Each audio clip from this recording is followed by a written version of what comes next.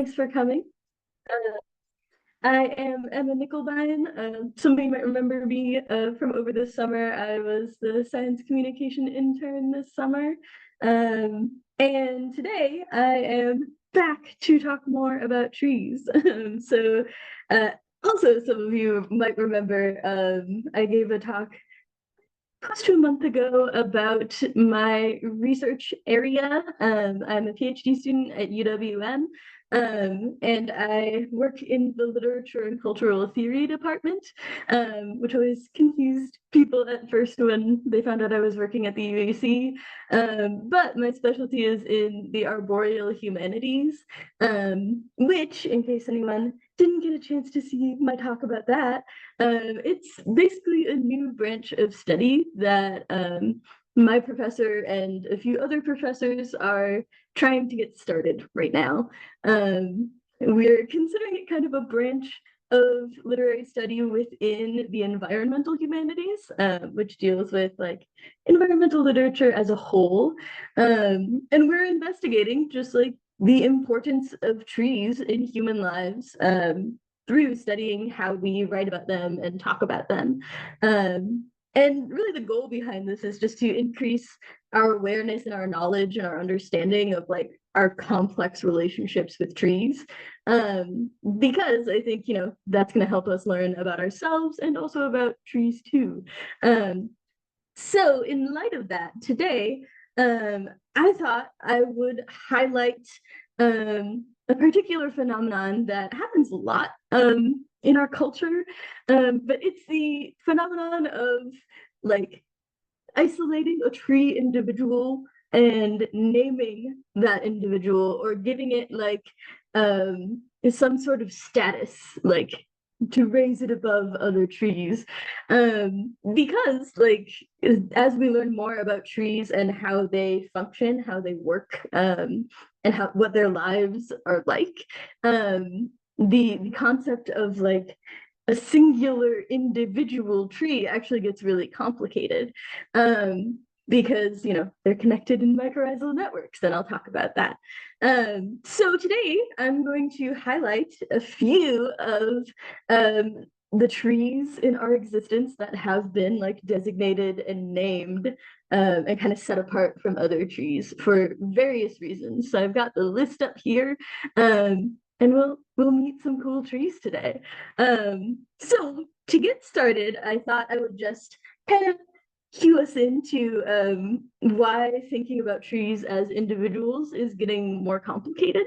Um, and that's largely because of the research that just continues to be done about trees' communal nature of living.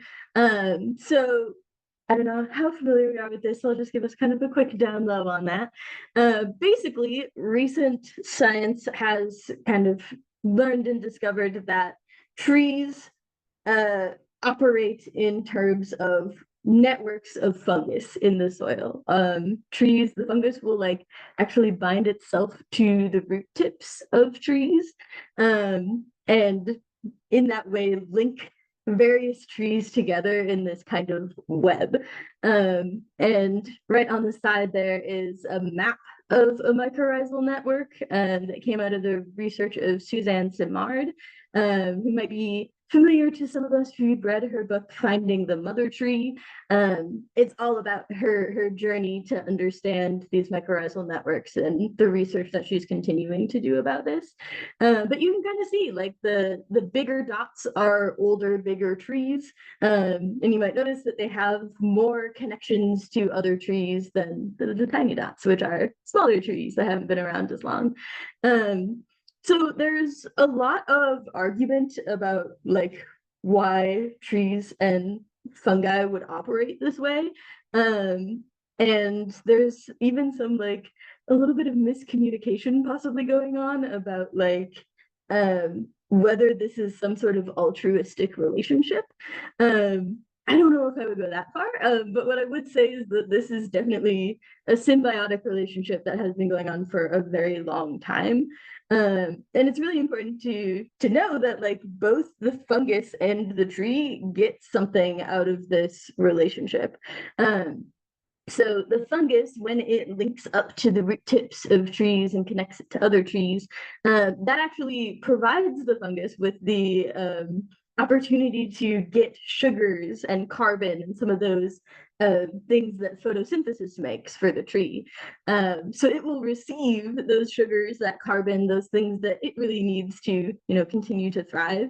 And in return, the trees get nutrients, water, and also, there's some really interesting studies right now that suggest that the fungus can actually protect them from disease and like predators that would go after the roots, which is really interesting to me. But what this means is that when we go into a forest, it's really easy for us on the surface to think that we're looking at a bunch of individual trees that are their own entity. But when you start looking at stuff like this, it gets a lot more complicated. Like there are all these connections connecting all of these living trees together. There's different mycorrhizal fungi that can bond with different trees. So you'll often have like multiple networks of different fungi operating in the same like square foot of space, right? There's like so much going on underneath the surface. And so when we're like thinking about trees, a lot of people have been suggesting that we shouldn't think of trees as solely individuals anymore. But there are some reasons that I think it's important to study, especially the phenomenon of us like taking a tree and kind of raising it above all others and considering it like the oldest or the largest or giving it like a name. I think this has a lot of significance, especially since most other times we deal with trees in terms of like what their species is. We'll be like, this is a white oak, and so that is what I need to know about that tree.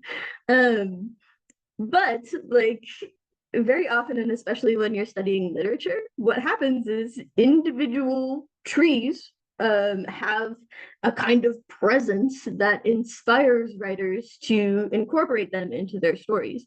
So there are a lot of famous trees that actually do inspire people to write literature, to put them in scenes, to incorporate some of these ideas about networks and connection into sci-fi, right? There's like a lot of different ways that we use this. And we also see this being used as a technique to like preserve memories and tell stories about that land or that like piece of land.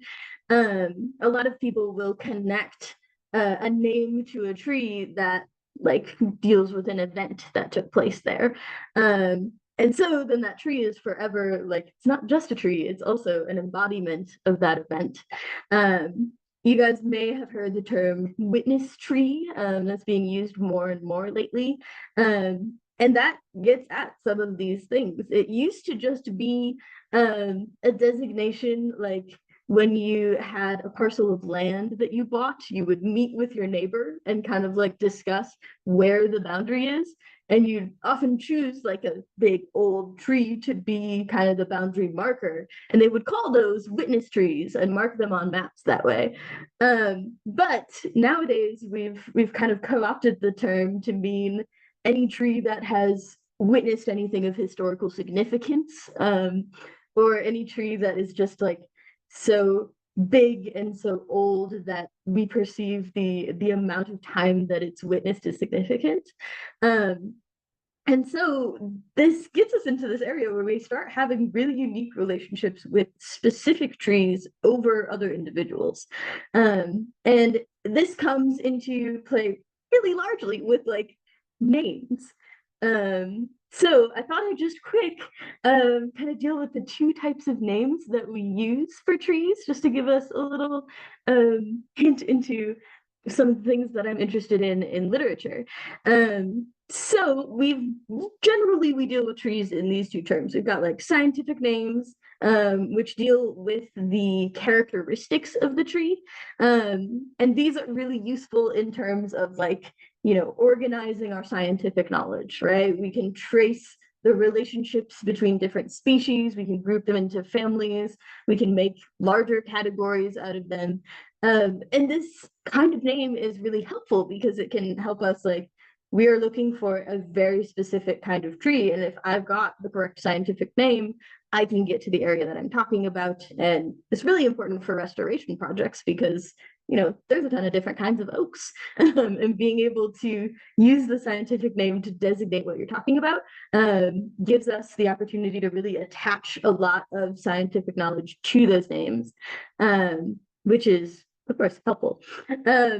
Now, like, unfortunately, the thing about scientific names is they do tend to generalize, right? So any individual that we see that is, for example, a white oak, is like put into this pool, right, of all the other white oaks that exist.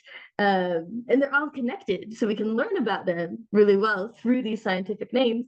But it also has the potential to almost discourage us from taking a look at the individual differences between members of that species, which is why I'm also really interested in cases where we have specifically designated a tree with a proper name or a name that shows its significance, because that is a really different linguistic move than giving them a species name. It designates that individual as different from other individuals of the species. And naming things is actually like a really complicated linguistic act. There's whole books that have been written about, like, you know, hi Nosa, about what happens when people name things. Our language is different. We start constructing our sentences differently, even if we have a proper name to attach to someone instead of just a species name. So for example, we can see this working when, like, humans have names, right? It attaches its own set of, like, experiences, knowledge, different things about your identity. It attaches all of that to you linguistically. Someone can say your name and it can evoke everything about you that is specific to you. And the thing is, when we do that with non-humans, like our pets, and individual trees that we see that we feel an attachment to, it's that same linguistic move. We start to talk about them differently. We start to talk about them in a lot more detail and with a lot more attention to the fact that these are, like, individual discrete beings among others, and each one of them has their own specific characteristics and their own experiences. So one of the benefits of studying, like, individual trees and how we relate to them is that this is one of the best ways that you can cultivate a relationship with a tree. And this is not to say that scientific names don't allow you to do that. But like I said, they're linguistically different. We handle the language differently. And I've noticed when I'm reading things that if a tree has a name, it's a lot more likely to be dealt with more emotion. It's a lot more likely to, you know, we want to protect it, we want to save it because it's got that name and because we've attached these experiences and this information to that individual. So in light of that, I thought I would just talk today about a few really cool trees that have earned their own names or their own titles in our culture today. And these are, you know, sometimes they're just really cool stories, but there's a lot of different trees. I've got some from across the US and I've got one in Europe as well. But this is just a great way to see all the different ways that this linguistic determination of a tree as an individual can bring about some really cool and different relationships than we typically see with, like, ordinary trees. So I thought I'd start with the tree that owns itself. This tree has been, you know, slightly internet famous for a while. It lives in Georgia. And it, you know, a meme about this tree goes around every once in a while on, like, Facebook, because this is a really interesting story. So the tree that owns itself is like it's a white oak that lives in Athens, Georgia. The original tree that owns itself was over 400 years old at the time that it got the distinction of owning itself. And basically, what happened was this tree was just really, really loved by the person who owned the property that it lived on.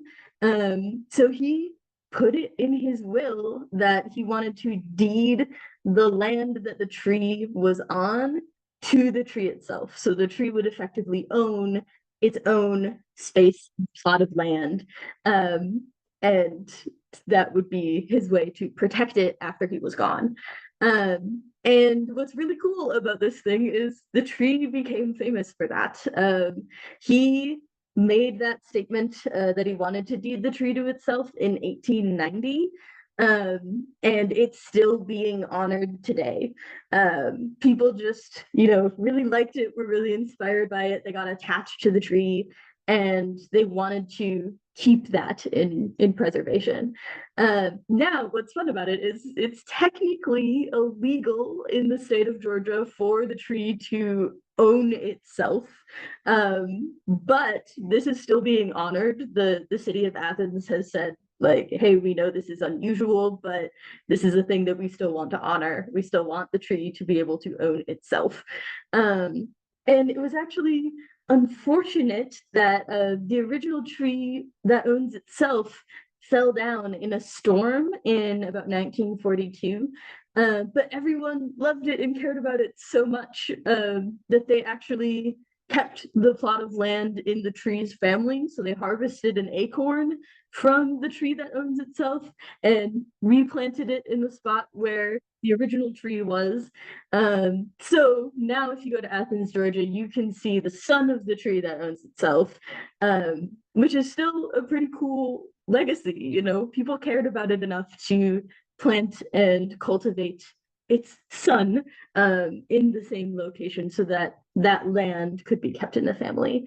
And the tree only owns the land like within 8 feet of the trunk, but it's still cool. And I think that like this quote from William Jackson, the person who originally deeded the tree to itself, says a lot about his relationship to it. So he wrote, "For and in consideration of the great love I bear this tree and the great desire I have for its protection for all time, I convey entire possession of itself and all land within 8 feet of the tree on all sides." So this is like a really good demonstration of the relationship that he had with this tree. Like he really just wanted to do this because he loved this tree. This was his favorite tree, and he wanted to see it continue to exist in the world. And so like thinking about that, like it would be very hard to do this with just like any random tree, right? He had to designate this is the tree that is going to own itself. And in 1890, this was like not really a thing people did. We like to think about like all the things people are doing nowadays, right? This kind of action has been repeated really recently in New Zealand. So a river a few years ago was granted legal personhood in New Zealand and put under the guardianship of local indigenous tribes. So if anyone polluted the river or otherwise harmed it, the tribe would be able to take legal action as though the river were a person being harmed. And in addition, New Zealand also recently did this for whales because whales have a lot of spiritual significance for the indigenous people there. So like people are like doing this kind of thing, making it like a legal distinction that these things deserve protection in their own right. But this is the earliest example that I could find of someone who's like actually conveying that kind of legal rights upon a tree. There could be others that I just don't know about, which is one of the exciting things about researching. But like the tree that owns itself, I think, has a lot of potential to be a good research element as we explore how people think about and interact with this tree differently than they would just a random city tree. Um, yeah, so that's the tree that owns itself. And this is another one that might be familiar to some of us. This one also gets a lot of attention on social media because this one is enormous. So of course I'm talking about Pando, which is a quaking aspen colony in Utah. And so initially it doesn't seem like I'm talking about just an individual tree here, right? It seems like I'm talking about an entire forest. But Pando has a really unique situation, which is that quaking aspens clonally reproduce. So effectively, the entire area that you see here that's yellow, this picture was taken in kind of the fall season. Everything that's yellow in this picture is Pando. So the way that quaking aspens work is they have their roots spreading out in the soil, and then every once in a while, the root will send up another trunk. That's clonal reproduction. So every quaking aspen that you see in this photo is genetically the same. So when we're thinking about trees and this complicated like individual versus communal relationship, this is really cool because this entire stand of all these clonally reproduced aspens has been given one name, which is Pando. It's Latin for I spread, and really often it's chronicled as the world's largest tree.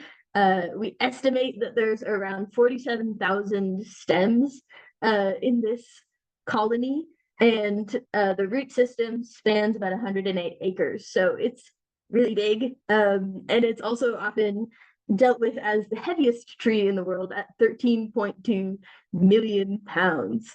And we estimate that the age of the Pando colony and the root system could be anywhere between like 10,000 and 80,000 years old. Like this thing, because of this clonal structure, has been reproducing for a really, really long time.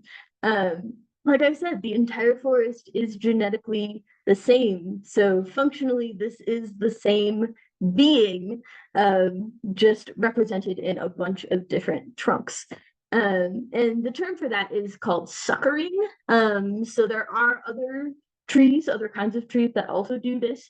They create a clone of their own self through their root system, and then form a stand of trees that look like individuals, but they're really all connected in this web through their roots. And I just thought it would be fun to kind of see a little illustration of Pando's roots. So this is, an artist rendering of what happens underneath the ground in some of these aspen groves. So you can see that the roots are actually connected to one another, and are kind of growing into this kind of web of themselves. So this is why occasionally aspens can be considered kind of a like problem tree because they'll take over large areas. But that's how they reproduce. That's how they work. And so like in thinking about some of this stuff and connecting it back to environmental restoration, it's really easy to see how people would want to get rid of aspens, right? But in the case of Pando, this root system has been going on for so long, and this clonal colony is so big that like the National Park Service has actually like put more protections on the area to ensure that no one messes with Pando, because it's such a great research opportunity for us to understand more about how trees interact with one another, and how clonal reproduction works in trees. So that's Pando. And it's really cool to think about like this interesting relationship where like I think Pando's really cool, but it also kind of boggles my mind a little bit to have all those separate trunks be part of one individual. It's really cool to think about. Okay, so the next one is Methuselah, which is a Great Basin bristlecone pine that lives in California. And Methuselah is often credited as the oldest living tree in the world. They estimate that it's around 4,856 years old. Although I do want to mention that this number is like hotly contested. If you start researching Methuselah, there's a lot of different scientists who say a lot of different things about the age of this tree. The 856 years old was dated with like tissue samples and ring counting. But Methuselah is so old that the center of that ring count was missing. So that's what gets people to say, it could be a different number. But the cool thing about Great Basin bristlecone pines is that they can live in some of the harshest conditions for a tree, conditions that make it very hard for other trees to live in the areas where bristlecone pines do. The area is like on a mountainside in California, and occasionally it can only get about 1/100th of an inch of rain per year. And bristlecone pines can still survive there. So they're really good at dealing with drought, really good at dealing with cold, high winds, and short growing seasons on that mountainside. And this means that these trees grow so slowly, very, very, very slow. And so that, like, in thinking about just how old this tree is, it probably wouldn't be as big as we're imagining in our minds, because it's so old. And it has taken so much time and needs to grow very slowly because these conditions are really harsh for any tree. So Methuselah is actually named after a figure from the Bible, a patriarch who was said to have lived for 969 years. And so, like, when we're talking about this is a really interesting choice linguistically, to not only give this tree like a proper name that one could potentially give a human, but also to take this from like a biblical perspective, right? To connect the characteristics of this tree to a representation of a human. Albeit one that has some interesting characteristics of his own. And another thing that's interesting about Methuselah is that people realized really early on after it was discovered that they needed to keep this tree secret from everyone. So we don't know the exact location of Methuselah. The picture I've got here isn't necessarily Methuselah itself, it's just the grove they found Methuselah in. And this is to protect it from vandalism and from human damages. Because, like, as we think about how we relate to trees, not everyone has the same veneration for these really, really old and really impressive trees as others do. And so in this case, we don't know where Methuselah is definitively. We know the mountain range in which it lives. And that is all, just for the protection of the tree.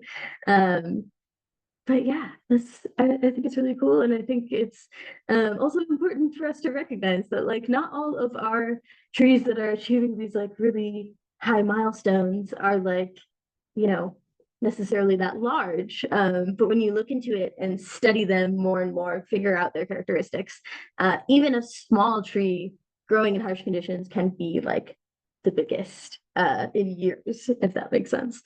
Okay, cool.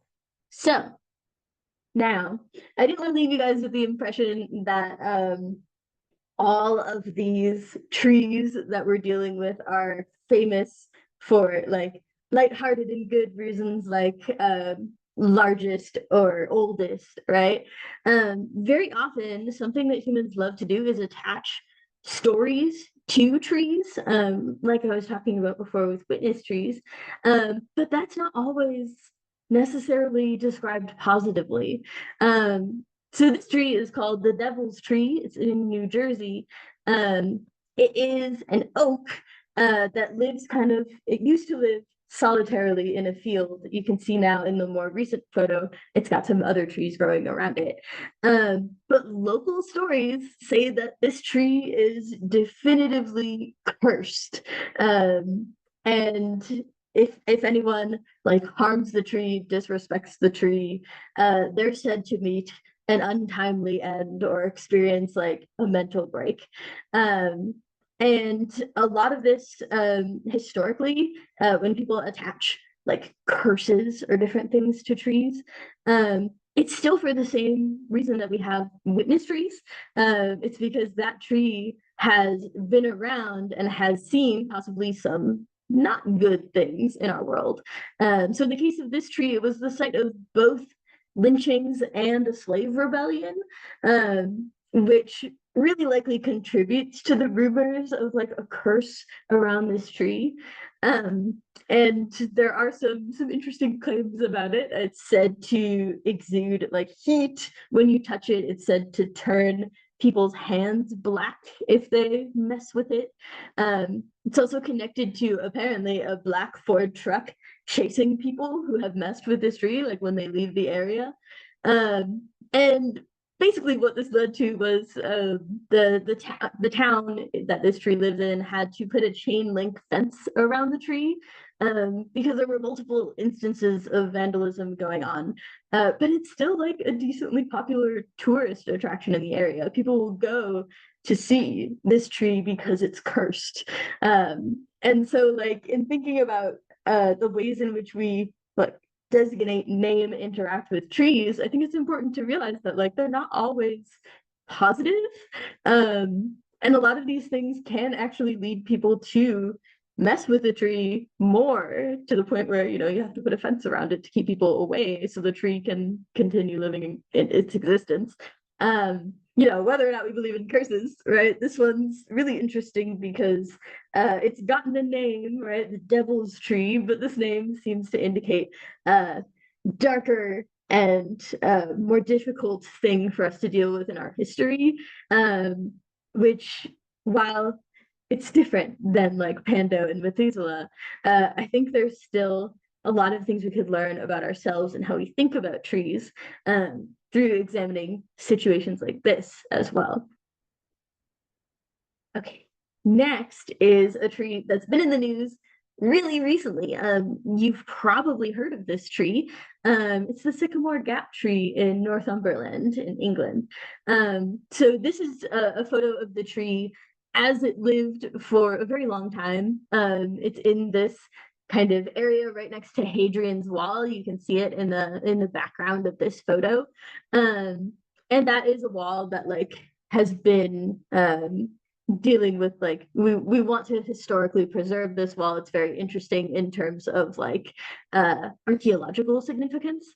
And we're learning a lot about how ancient, or well, not ancient, but you know, people from a while ago would build walls and designate like land and property.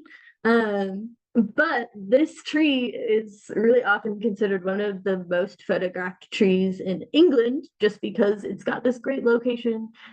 These hills were formed by glacial meltwater, and this sycamore is just right in the gap there. Really beautiful photos. You should look it up because everyone photographs it a little differently, but it's really cool to see what people do with this shot here. But unfortunately, last year, this tree was cut down in an act of vandalism on September 28th. The tree was around 150 years old when it was cut. Like I said, it's one of England's most photographed trees. It was the winner of the 2016 England Tree of the Year Award, which is a really fun website to take a look at if you like big old trees. Check out the England Tree of the Year Award, and there's also a Tree of the Year Award for like the world too. I had a lot of fun looking at those websites. But basically, someone cut this tree down, and it was a really big deal in the news. Trees don't often make it into the news worldwide, but the act of taking down this tree really riled up a lot of people, got them talking about it. And 4 people were arrested in connection with the taking down of this tree. Two of them their trial will take place in December of this year. So this is actually an ongoing situation of like, we're still waiting to hear what the resolution of this is going to be. But like, this is something to think about too. This tree captured so many people's imaginations. This area was called Sycamore Gap in honor of this sycamore. And then when it was cut, a lot of people got really angry, and I think with good reason.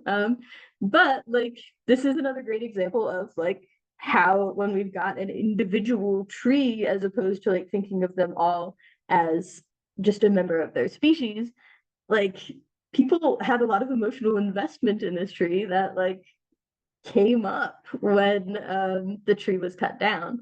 So in thinking about like some of that, I think it's useful for us to explore even the language of like the news articles that talk about it getting taken down. And you know, possibly if we can, the language that comes out in the trial when we figure out how those people will be punished, if they will be punished. And so like, you know, this is kind of, it's almost like a watershed moment for us. What do we do in cases like this where we've got you know, a tree individual that's like famous and a lot of people like it, and someone damages it? So it's interesting to think about this and the devil's tree in kind of connection with each other almost, because you know, devil's tree had a whole chain link fence put around it. Sycamore Gap, they didn't think they needed to do that. It probably would have ruined the aesthetic of the spot, but the tree was, when we think about it, kind of unprotected there. Anyone could just come up and chop it down. And so like, you know, thinking about some of that I think is really interesting. Okay. And then I wanted to add some local flavor. This is the last tree I'm going to talk about. So I just wanted to mention actually a local Milwaukee artist from the 19th century who painted trees a lot. His name was Henry Vianden. You can see actually some of his, I think one of his paintings is on display right now in the Milwaukee Art Museum. But so he lived in Milwaukee. He taught a lot of students how to paint, and he did so with a tree that lived basically in his backyard. And that tree has since been considered the most painted tree in Wisconsin.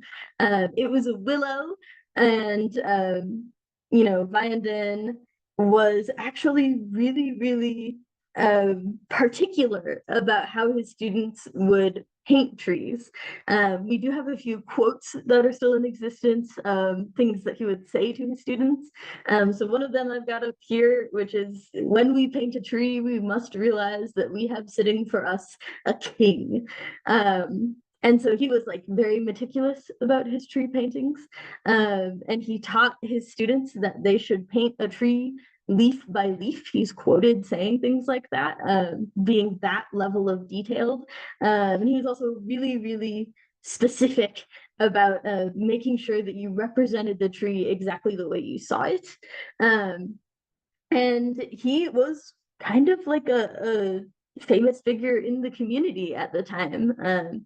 He did a lot of like art shows where he would put all his paintings of trees on display for people to look at. He would do them in public. He would also do them out of his own home.